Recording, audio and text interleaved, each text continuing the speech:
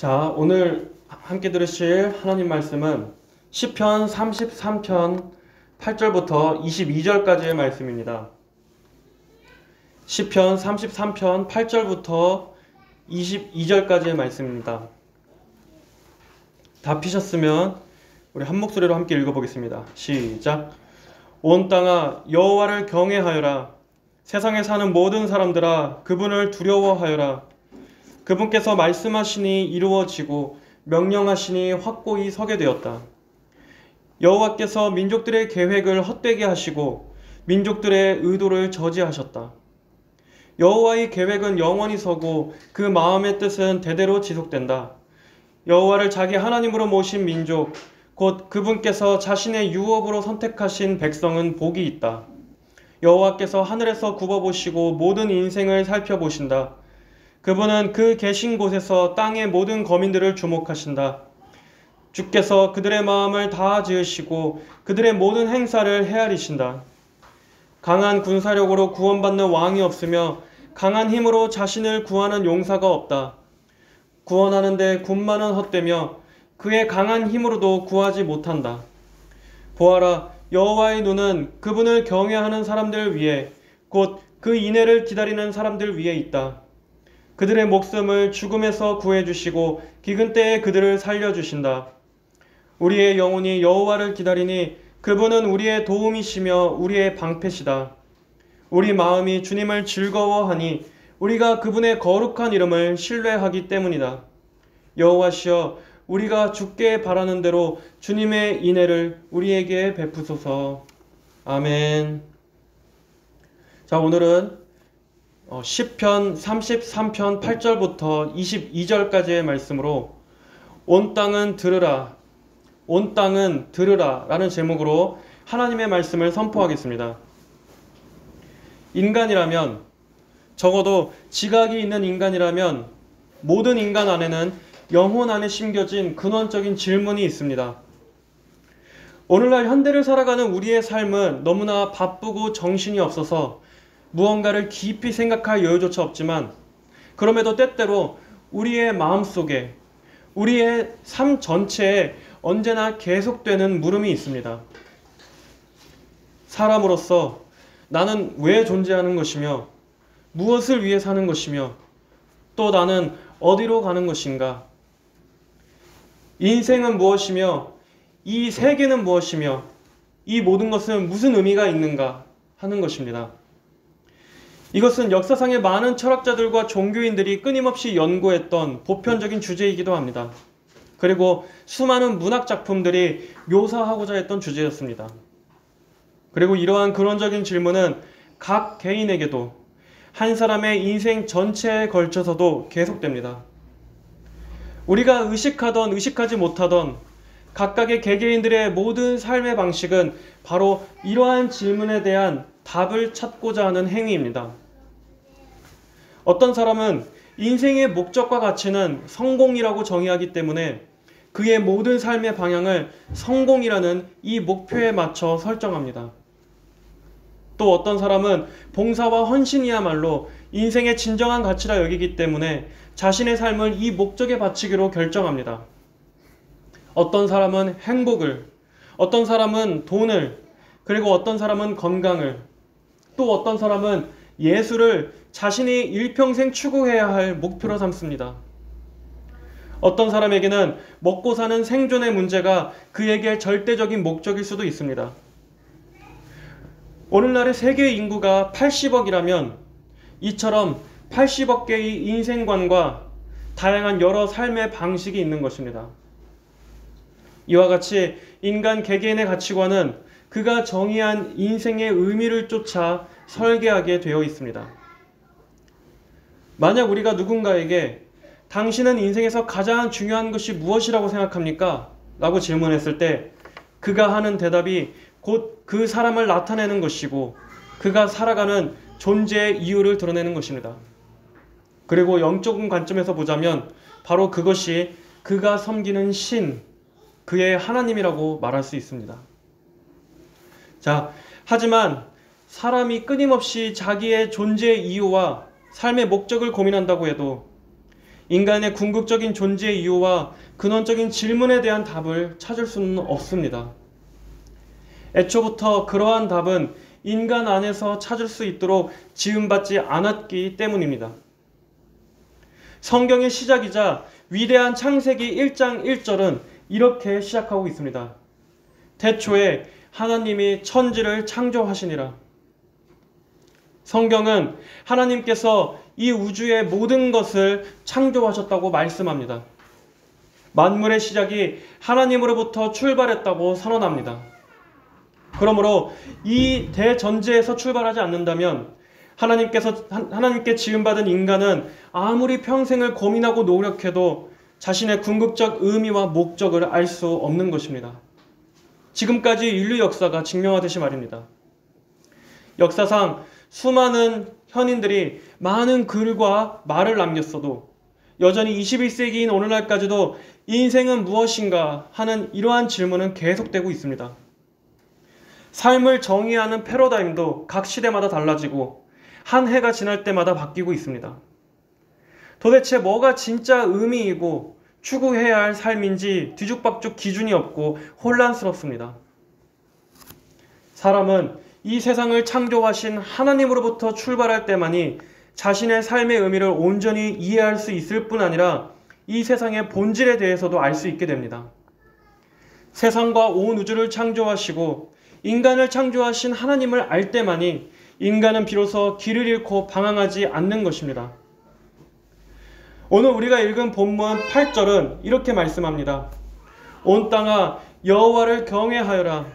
세상에 사는 모든 사람들아 그분을 두려워하여라.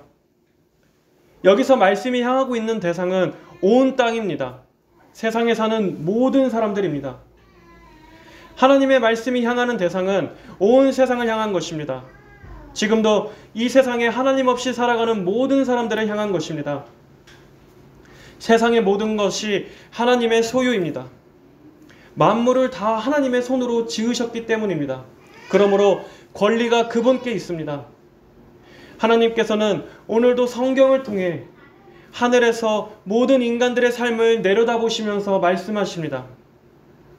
오로지 이 땅의 육신적인 삶에만 몰두하고 그것이 전부인 것처럼 달려가고 있는 모든 사람들에게 길을 보여주십니다. 온 땅아 여호와를 경외하여라. 세상에 사는 모든 사람들아 그분을 두려워하여라. 모든 사람은 하나님의 어미하심 앞에 엎드려야 합니다. 하나님을 공경하며 두려움과 떨림으로 그분의 말씀을 들어야 합니다. 여기서 말하는 두려움은 공포가 아닙니다. 지극히 크고 존귀하신 분 앞에 우리를 가장 낮추되 마음을 다해서 그분을 사랑하고 극진히 높이는 태도를 말하는 것입니다. 이것은 명령입니다. 선포입니다.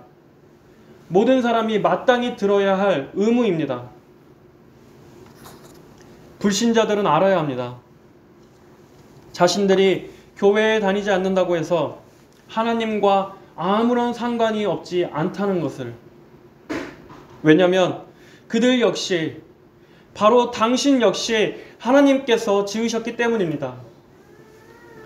당신에게 지성, 감정, 의지가 있는 것은 바로 지성과 감정과 의지를 지니신 하나님께서 자신의 형상을 담도록 당신을 지으셨기 때문이며, 당신이 세상의 흉악범들을 보며 욕할 수 있는 것은 바로 당신 안에 하나님의 율법이 새겨져 있기 때문입니다. 당신의 심장이 지금 멈추지 않고 당신의 숨이 끊어지지 않은 채 당신이 지금 살아있는 이유는 생명의 주관자이신 하나님께서 당신의 생명을 아직 거두어 가시지 않고 오늘도 여전히 당신의 호흡을 붙들고 계시기 때문입니다. 당신이 오늘 저녁에 먹고 마실 음식이 주어진 것도 하나님께서 공급해 주셨기 때문에 가능한 것입니다. 비록 이 사실을 당신이 인정하지 않는다 해도 말입니다. 그러므로 이 땅에 거주하는 모든 사람은 다 하나님과 관계되어 있습니다. 단 한 사람도 하나님의 주권 아래에서 벗어나는 사람은 없습니다. 오늘날의 전도 방식에 있어서 여러 가지 많은 문제점들이 있지만 그럼에도 가장 큰 문제는 선포의 요소가 없다는 점입니다.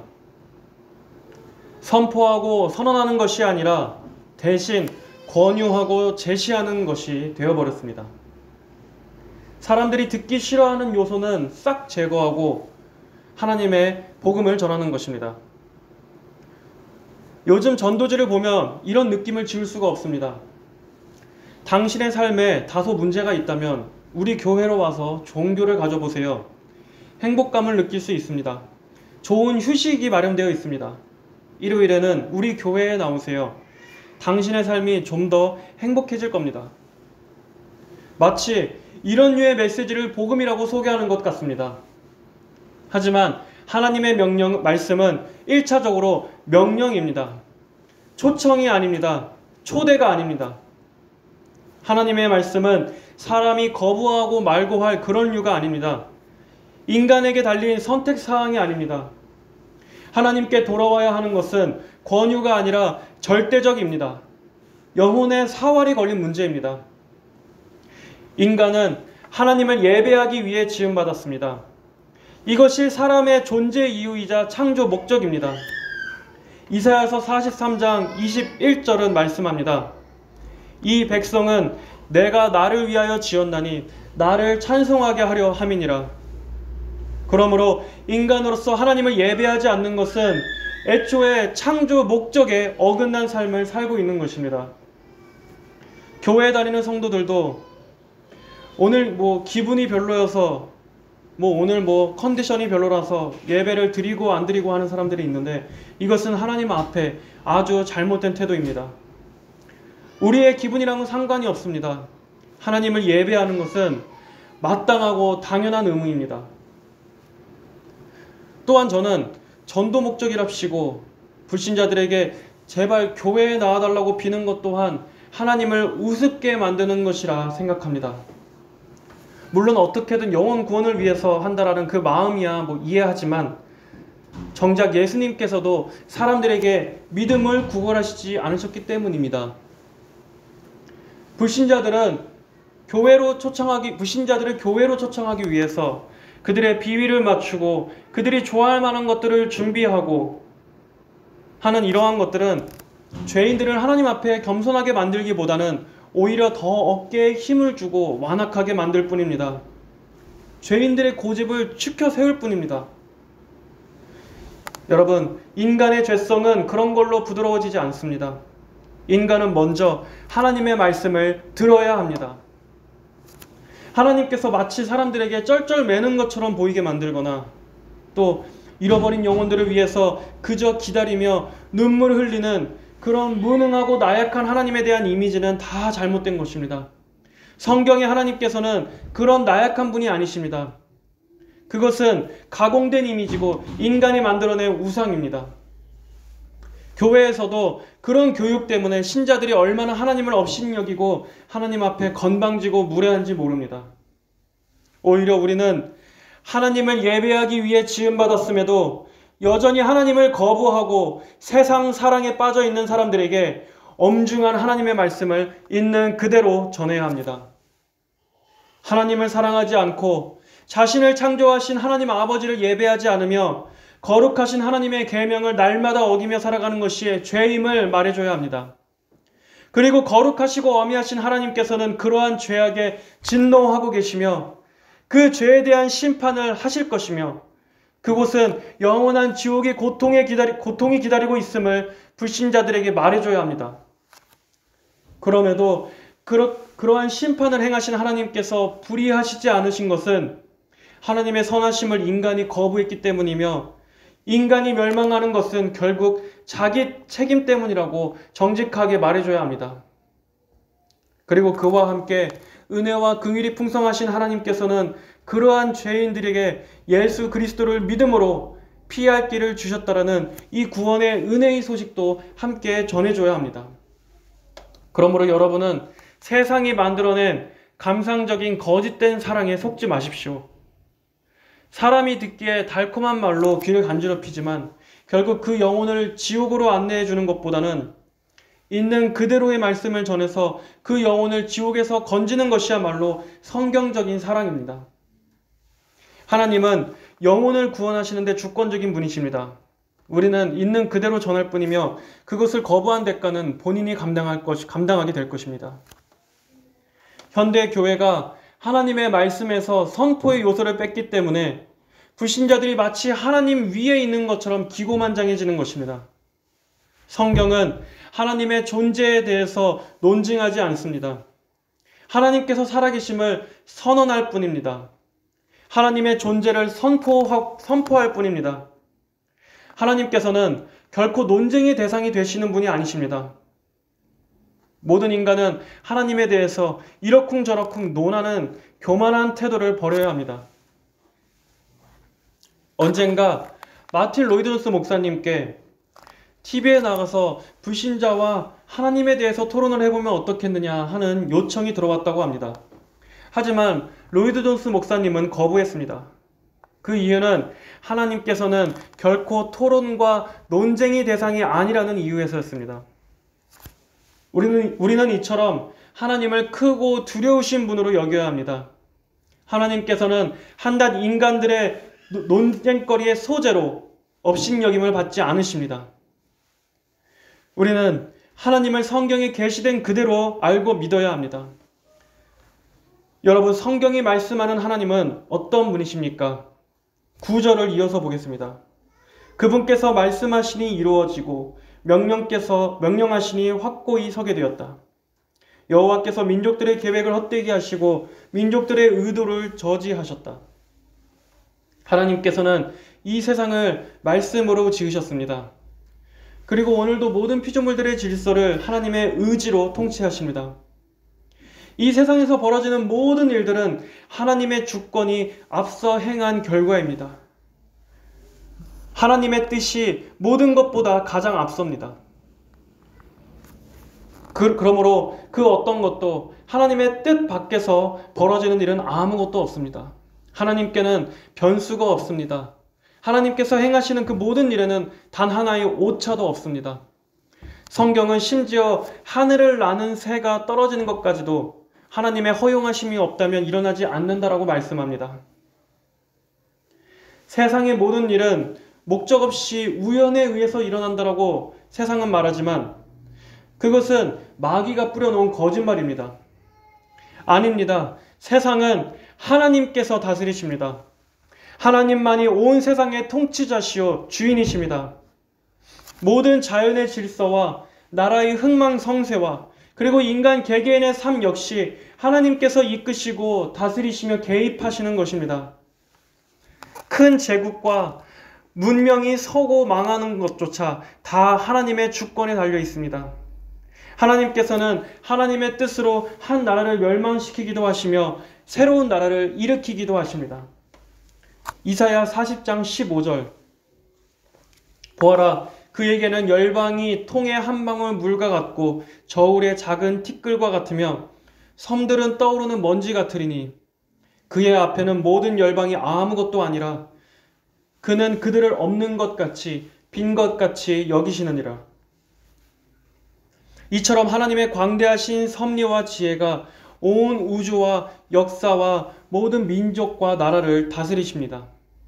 여러분, 역사의 주인은 인간이 아닙니다. 역사의 주인은 하나님이시며 이 세상은 하나님께서 정하신 목적을 향해 오늘도 달려가고 있는 것입니다. 하나님께는 극복해야 한다는 것이 없습니다. 하나님께는 불가능한 것이 없습니다. 그분은 모든 것 위에 행하시며 모든 것을 그분의 손의 주권으로 다스리시는 분이십니다. 그리고 인간 개개인의 삶 역시 마찬가지입니다. 하나님께서는 인간 개개인의 생사 화복을 주관하시며 복과 저주가 다 그분에게서 온다고 성경은 말씀하고 있습니다. 이사야 45장 7절의 말씀입니다. 나는 빛도 짓고 어둠도 창조하며 나는 평안도 짓고 환난도 창조하나니 나는 여호와라 이 모든 일을 행하는 자니라 하였노라. 신명기 11장 26절에서 말씀합니다. 내가 오늘 복과 저주를 너희 앞에 두나니 너희가 만일 내가 오늘 너희에게 명하는 너희의 하나님 여호와의 명령을 들으면 복이 될 것이요 너희가 만일 내가 오늘 너희에게 명령하는 도에서 돌이켜 떠나 너희의 하나님 여호와의 명령을 듣지 아니하고 본래 알지 못하던 다른 신들을 따르면 저주를 받으리라. 인생의 구비구비마다 인간의 모든 선택과 결정, 그 배후에는 하나님의 섭리가 작용하고 있습니다. 잠언 16장 9절의 말씀입니다. 사람이 마음으로 자기의 길을 계획하나 그의 걸음을 인도하시는 이는 여호와시니라. 사람의 일이 잘 되고 안 되고 역시 다 배후에 역사하시는 하나님께 달려있는 것입니다. 사람의 능력이 아무리 뛰어나다고 해도, 모든 준비가 갖춰졌다고 해도 하나님께서 막으시면 일이 안 되는 것입니다. 그러나 아무리 방법이 없고 아무런 인간적인 출구가 없다고 할지라도 하나님께서 길을 여시면 그 어떠한 문제도 해결되게 되어 있습니다. 하나님의 통치가 미치지 않는 곳은 어디에도 없습니다. 심지어 마귀와 악령의 역사도 하나님께서 다루시는 도구에 불과할 뿐입니다. 하나님의 권위와 권세가 가장 위에 있습니다. 이처럼 하나님께서는 모든 인간들의 마음을 주관하시고 모든 영의 세계를 다스리시며 모든 인간들의 삶과 선택과 생각과 마음에, 그리고 그 길을 인도하시는 분이십니다. 하나님의 지혜와 그 수는 인간이 감히 헤아릴 수 없을 정도로 무한하신 분이십니다. 그래서 사도 바울도 측량할 수 없는 하나님의 이 능력과 신성을 묵상하며 감탄하여 외친 것입니다. 깊도다 하나님의 지혜와 지식에 풍성하며 그의 판단은 헤아리지 못할 것이며 그의 길은 찾지 못할 것이로다. 여러분, 인간은 결코 자신의 힘으로 사는 것이 아닙니다. 사람은 절대로 혼자 서 있는 것이 아닙니다. 우주에 생명이 붙어 있는 모든 피조물들은 다 하나님께 의존하여 지탱하며 살아가고 있는 것입니다. 하지만 사람이 하나님을 알지 못하고 거부하기 때문에 모든 악한 영에게 휘둘리고 오늘도 여전히 죄짐에 깔려 신음하는 것입니다. 여러분, 한번 하나님을 떠나보려고 발버둥을 쳐보십시오. 아무리 멀리 도망친다 하더라도 여러분의 양심은 하나님의 존재를 떨쳐낼 수 없을 것입니다. 하나님께서는 모든 인간에게 하나님의 존재를 거부할 수 없는 종교의 씨앗을 마음에 심어 놓으셨기 때문입니다. 역사상 하나님의 존재하심을 믿기 때문에 목숨을 바쳐 순교한 사람은 있어도 하나님의 없음을 믿기 때문에 순교한 사람은 없다라는 재미있는 사실이 있습니다. 그러므로 사람은 자신을 만드신 주인께로 돌아와야 합니다. 그리고 이것은 초대가 아니라 명령입니다. 성경이 모든 사람들에게 명하는 인간으로서의 마땅히 행할 의무입니다. 하나님께서는 또한 그분을 경외하는 자들을 특별한 사랑으로 돌보십니다. 18절에 보아라, 여호와의 눈은 그분을 경외하는 사람들 위에, 곧 그 인애를 기다리는 사람들 위에 있다. 그들의 목숨을 죽음에서 구해주시고 기근 때에 그들을 살려주신다. 하나님의 모든 선하심은 하나님을 경외하는 자에게 향하여 계십니다. 하나님의 모든 섭리의 통치, 그 역사의 방향도 바로 교회와 성도들을 지키시고 보존하는 방향으로 이끌어 가십니다. 이처럼 하나님께서는 예수 그리스도를 통해 하나님 품으로 들어온 그분의 자녀들을, 하나님을 경외하는 바로 그분의 소유인 백성들을 끝까지 지키시고 돌보십니다. 그저 일시적으로 잠깐이 아니라 끝까지, 영원까지 하나님의 손으로 꽉 붙들어 주시는 것입니다. 그리고 그분은 성도의 방패와 도움이 되어 주신다라고 말씀하고 있습니다. 우리의 영혼이 우리 여호와를 기다리니 그분은 우리의 도움이시며 우리의 방패이시다. 성경 곳곳에서는 하나님께서 우리의 방패가 되어 주신다라는 말씀이 많이 나옵니다. 여호와는 나의 반석이시고 나의 산성이시며 나의 구원자이시고 내 하나님은 내가 피할 나의 바위이시며 나의 방패이시고 나의 구원의 뿌리시며 나의 피난처이시다. 여호와를 경외하는 너희는 여호와를 의지하여라. 그분은 너희 도움이시고 너희 방패이시다. 저는 하나님께서 친히 성도들의 방패가 되어주신다라는 이 사실이 얼마나 감사한지 모릅니다.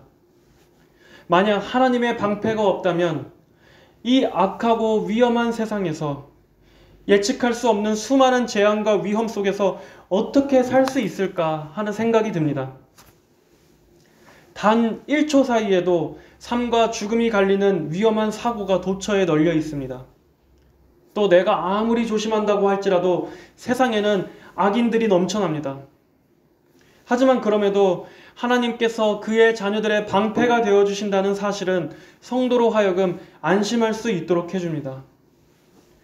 나의 생명이 오직 주께 달려있고 또 설령 내게 무슨 일이 생긴다 할지라도 그것이 비참하고 슬픈 죽음이 아니라 예수님 안에서 이 천국 영생이 예비되어 있으니 안심하고 주님께 모든 주권을 내맡길 수 있는 것입니다.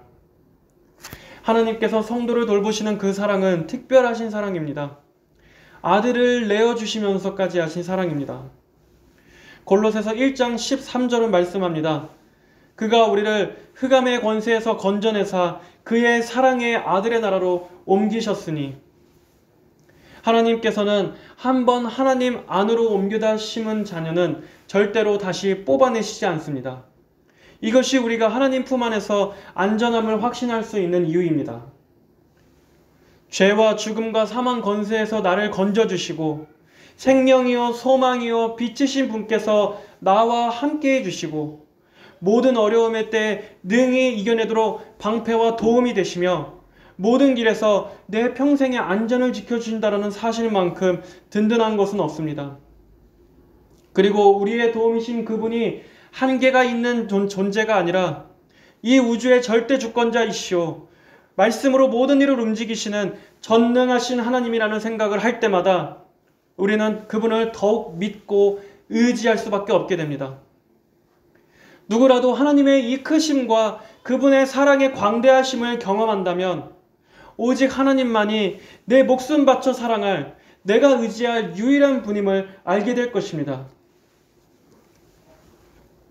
불신자들은 이렇게 자기의 주권을 하나님께 내어드린다라고 고백하고 또 하나님만 의지하며 사는 이러한 기독교인들을 약하다고 생각할지 모릅니다. 기독교인들은 약하기 때문에 자기 스스로 서지 못하고 신에 의지한다고 비웃으며 조롱할 것입니다. 하지만 우리 입장에서 볼 때 그들이야말로 참 불쌍해 보입니다. 하나님께서 손가락으로 툭 치시면 날아가 버릴 한낱 흙으로 지음받은 피조물이 감히 하나님 앞에서 그렇게 뻗대며 기를 쓰는 것이 얼마나 가련해 보입니까? 여러분, 하나님이 얼마나 크신 분인지를 알수록 우리의 믿음도 커지게 되어 있습니다. 성도가 하나님을 알면 알수록 이 세상을 작게 여기게 되지만 하나님을 모르면 세상이 커 보이고 두렵게 느껴집니다. 이것이 우리가 하나님을 알아야 하는 이유입니다. 성경에서 하나님을 안다고 할 때 이 안다는 것은 경험하여 인격적으로 아는 것을 말합니다.